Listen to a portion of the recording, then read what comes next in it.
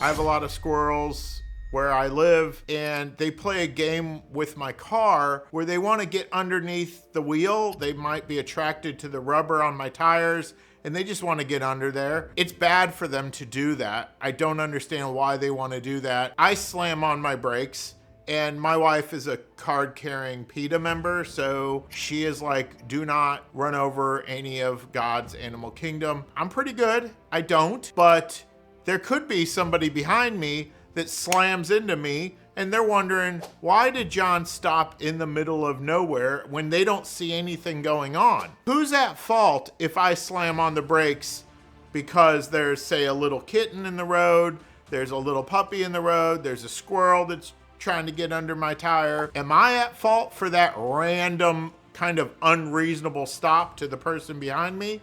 Or is the person behind me at fault for ramming into me? Well, we start with the Florida statutes. It is 316.0895. The person behind me has to follow at a safe distance, and a safe distance is basically that they have enough time to slam on their brakes too and avoid hitting me. So they are presumably at fault, even though I slammed on my brakes for a squirrel, right? Or a kitten or whatever. We have comparative fault here in Florida.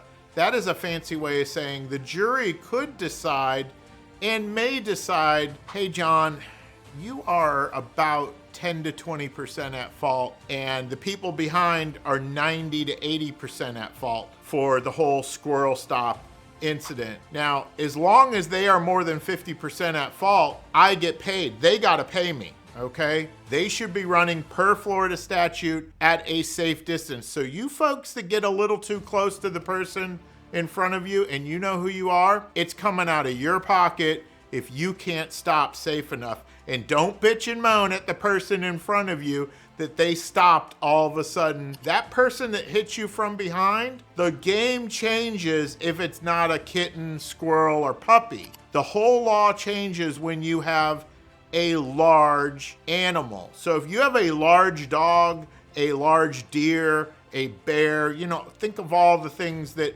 are literally going to wreck your car if you hit them. That is 100% the fault of the people behind you. You have every right in Florida to slam on the brakes if you're about to hit something that is going to cause you harm and going to cause your car harm, and basically you're gonna have an accident if you hit a bear, let's face it, or a deer, okay? Or just about any large animal. That's the breakdown. My wife wanted to know the law on this.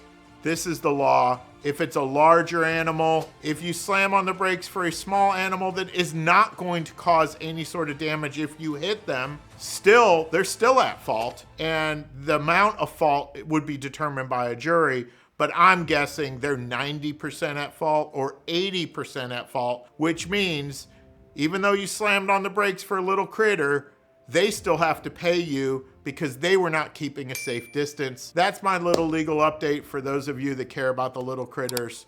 And drive safe out there, folks, and keep a safe distance. Thanks for watching.